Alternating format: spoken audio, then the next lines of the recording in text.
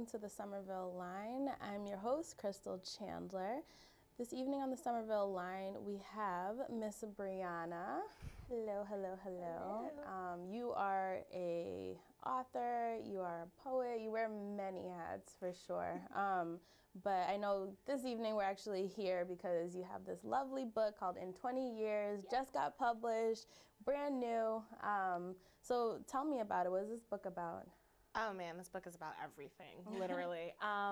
But to explain the book, it's really about my life. So it's the ups, the downs, the happy times, the bad times. It just has so much in there, and there's like 40 main poems that kind of explain some highs and lows that were significant to my life. But it also relates to just everybody. It's not just me. Like everybody can read at least one poem and be like, oh yeah, that's true. So it is about my life. It is about 20 years of my life, but it's also about like everybody else and what everybody goes through. So. Awesome. Now, where did you get, I guess, inspiration to write a book? Because I know even like for me, like I definitely write poetry, but it's not like, like I'm going to put it in a book. But where did you get inspiration for that?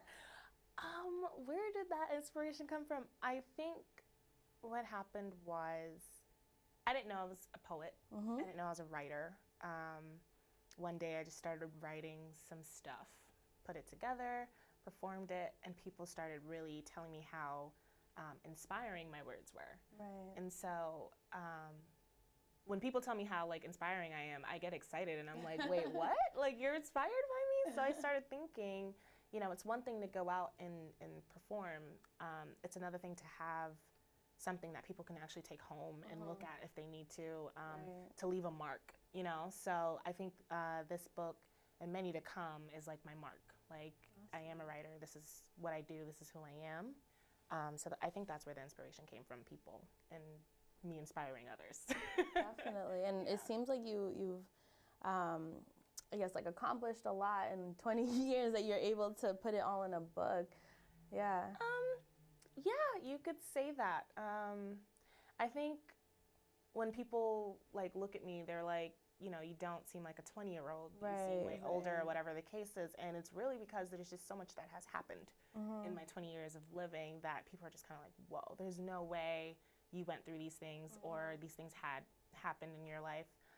But there is a way. Yeah. And it was either go downhill or put it out there and tell my story. So that's how I did it. A quick question for you.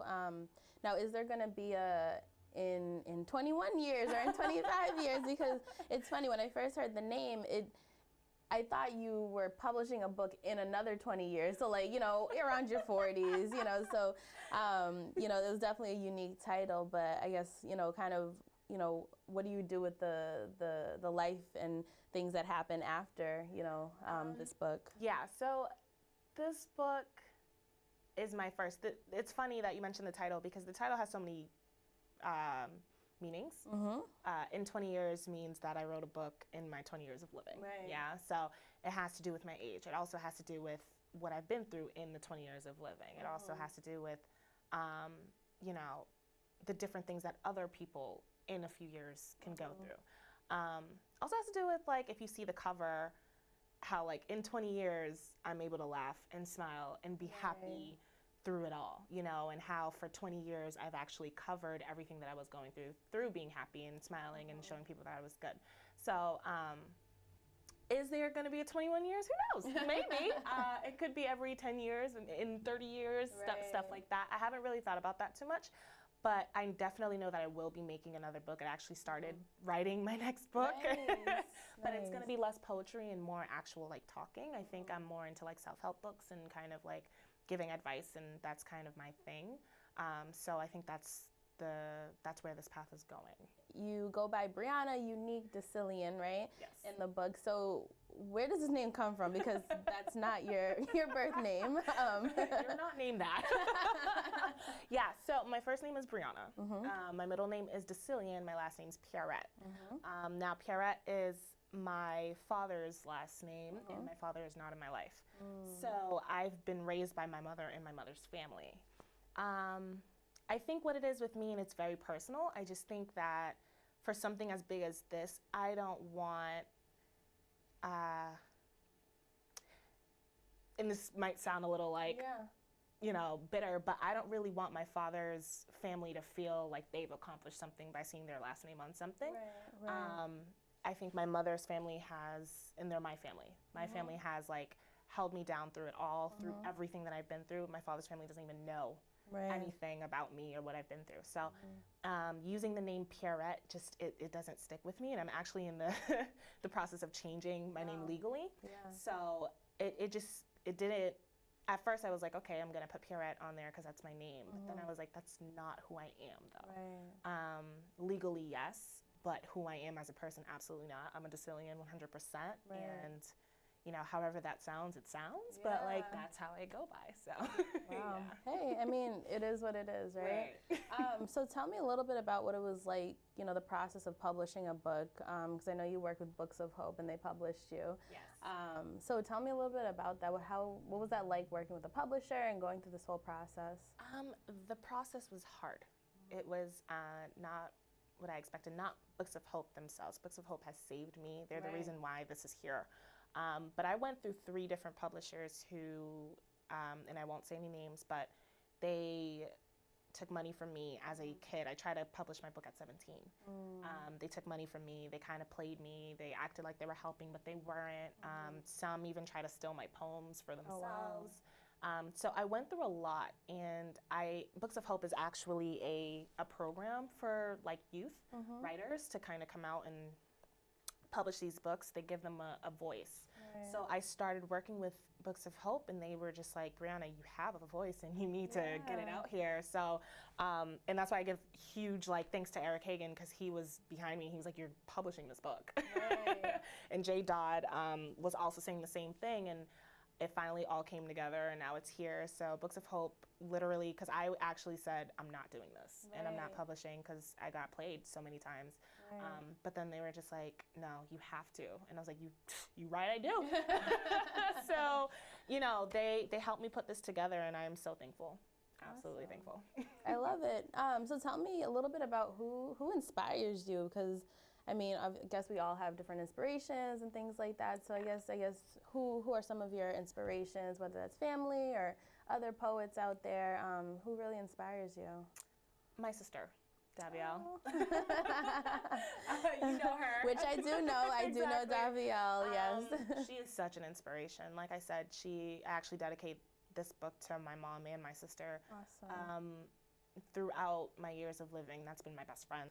You know, she just holds her own and gets her stuff done. And I'm like, you know what? Like, I kind of want to be that. So once I said that I was going to, you know, do a book or publish a book, I was like, I'm going to stick to my word, just like my sister does. So she actually really does inspire me. She's not a writer or an artist in any way, but she's very about her business, and she knows how to get stuff done. So she's really like the reason why I get some of my stuff done, because I'm like, if I don't, she's going to come to me and be like, what are you doing? So she inspires me, and she helps me be a better person. Definitely. So that would definitely be my answer.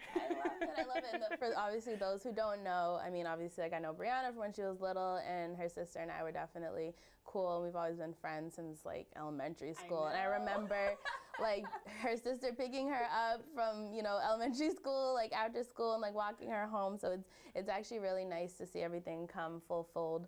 And, you know, to see how much you've accomplished yourself, for sure. You know, I would love to actually, if you don't mind, you know, hear a couple of your pieces, if you don't mind. Yeah. Let me actually read it from the book so that it's legit. Yes. That's awesome. What do we want to hear? Oh my gosh. I know. What do you think? I love the picture on the front. I love Thank that. you. Yeah. Somebody was like, oh, this is so crazy. Like, it looks like you're happy. And I'm like, right? Yeah. That's what I was going for. Yes. Okay, let's so one thing that I will say that, you know, as much as I love my book and I say that it's for everybody and everybody can relate, it is very much so for women. Right. Because I am a woman. Right. And a lot of the things that I've been through is things that women go through. So not that men can't read it or understand it, but it's a different experience. It's a different experience, exactly. So what I'm going to read is for my ladies. Yes. This is called Pride in Womanhood. Shout out to the ladies. All right. So this is called Pride in Womanhood. Awesome. And I actually haven't read this in such a long time. Yay. So I'm excited. Okay. All right. I am a woman. From my voluptuous lips to my C-cup breasts, to my painted fingertips all over my sunflower dress, through my luscious brown hair and my brown lovely skin, to my curvilicious hips and every inch of my thick. I respect myself, so I deserve to be respected. I do not appreciate being considered a symbol of sex. I am so much more than what's in between my legs, but it seems that I am stuck in the middle of sweetness and sexy. But you should get to know me. I can get feisty. I'm a soldier at work going hard in this war. I have my camouflage outfit. I'm ready to march. I want to fight for my respect and finish what I start. Women are not just here to cook, clean, and push babies. We are so much more than what we're made out to be. We fight the battle of Bloody Mary monthly for a week. And the pain is indescribable. But that doesn't stop us women from getting up to go to work, us women with babies on our backs, us women who take pride in all of our tasks. Us women battled for our rights. From the early 1900s until this very night, we still fight. Made out to be so weak, but I don't get how, because even after we fight, we still remain on our feet. Ladies, we're phenomenal. And men find that inscrutable because their minds are so immutable, but we'll rise up and do great. Us women will make a way. While the men make us feel debased, sooner than later, us women will be the president of the United States. I am a woman. From my voluptuous lips to my C-cup breast, to my painted fingertips all over my sunflower dress. And yes, we will be the best. Yes, yes, Yeah. I love that. Yeah, it's just like Pride in Womanhood. It's funny because I wrote this in the sense of I was going through a phase of just like tired of being so weak or painted as this weak person. So I was like, oh my goodness, I am so tired of this. So I just kind of went in with this poem and it resonates with me a lot. So yeah. Do we have time for one more? Yeah, Okay. why not? Let's go for it. Definitely. Yes. This one is the, I'll just read it. Okay. All right. Take it away. If I get emotional, I am sorry. Hey, you know what? It's a true and honest moment, and this is it. Okay. All right. This is called Dear Black Child. Okay. All right. They said I was going to be the black kid that will never be anything. My life was as meaningless as a speck of dust under a broom. They swept my dreams away because they were sure I was destined for doomed. Always deprived of equal opportunity, they preached to me that racism was over when in fact it was looking over my shoulders, breathing heavy on my back. All my life I've been black, which means all my life I've been prejudged and looked down upon. When I would walk into a store, everyone would assume I must be a thief, I must be poor, kicked me out before I could even show them my wallet, as though the fact that I had the same amount of money as them in my pocket was not valid. And those racist assumptions got to me. So I lashed out. Spoke up the next time they called me disgraceful names, but because I was the dark one in the situation, cuffs ended up on my hands, arrested. Do you know who I am? I just finished writing a book. I'm in school working hard, respectable, determined, and plan on going far. But all they seen was black, and for them that was reason enough to cuff my hands behind my back and beat me in a cell, a story I never tell, because I remember so vividly how they put me through hell, kicked me in my ribs, and bruised up a bit. And she told me, "You're in my house now. You're just the synonym for ignorant, a typical cliche of a black kid with daddy issues." If I didn't know any better, I could think right there I was in the center of a world of people of color never belonged in. A world where it was only okay for us to live in the ghetto purposely so that the streets are the only place we can go, because in America of equal opportunity, there is none for us. So they suppress our mouths, not allowing us to speak our minds because the majority rules and we're minority. And it worked. Because I remember when my body was violated in a gang rape, I said nothing. Betrayed my men I should have been able to call brother. They took turns making me their slave, one after another. I let the pain consume me inside until there was nothing left of me.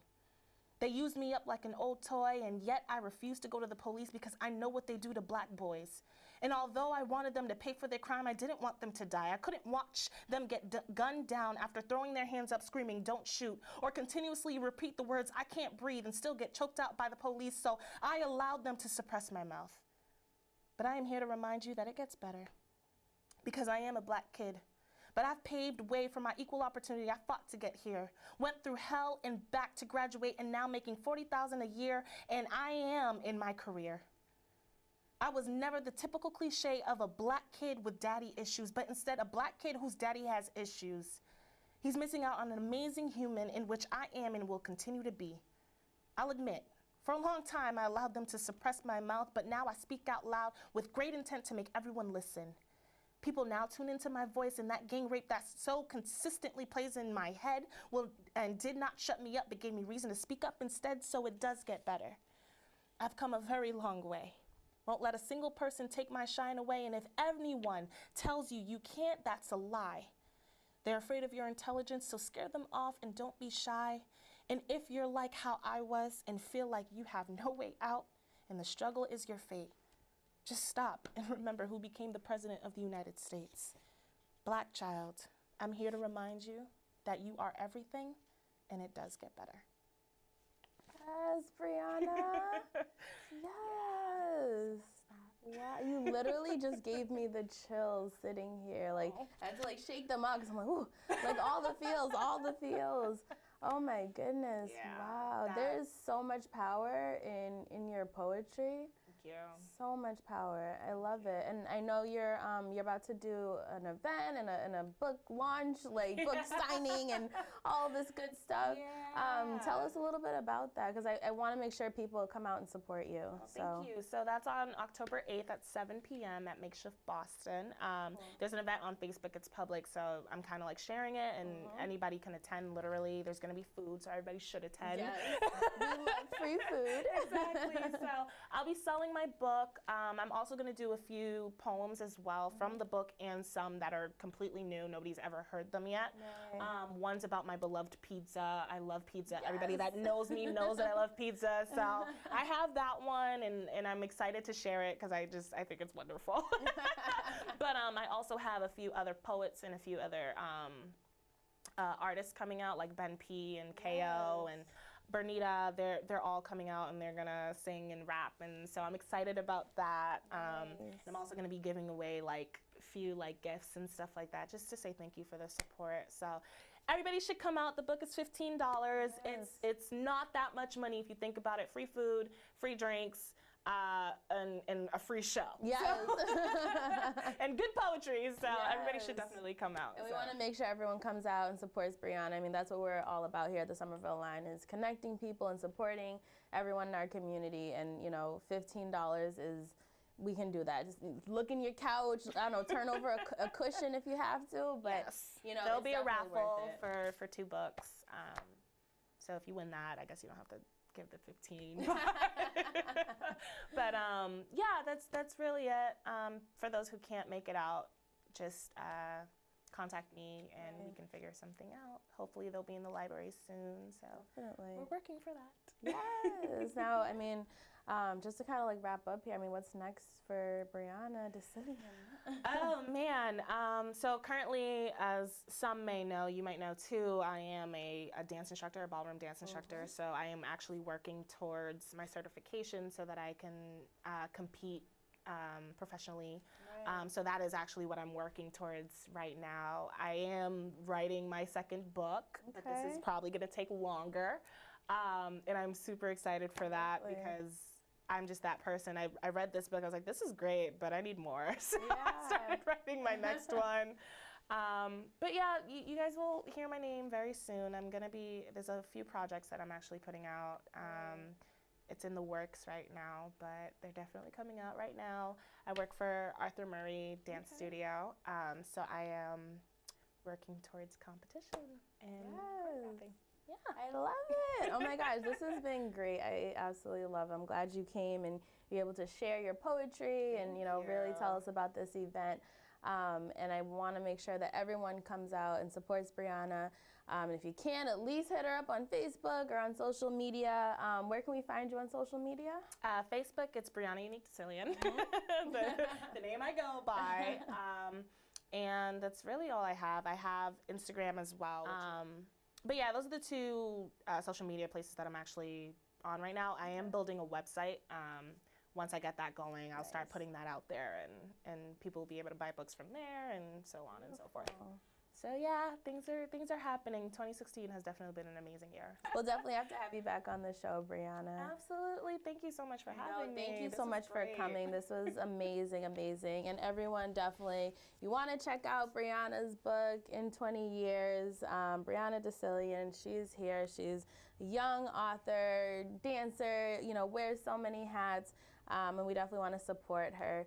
So definitely come out to this lovely event. It's happening in, about a week. So definitely let us know on the Somerville Line. We will also be putting all of that up on our social media as well, so you don't want to miss that. So thank you again to Miss Briana. Thank you. And until next time, this has been the Somerville Line, and we will see you next week. Peace, love, 365. And beautiful me baby, that's what I call myself. I lay my attitude on the shelf. It's about me and no one else.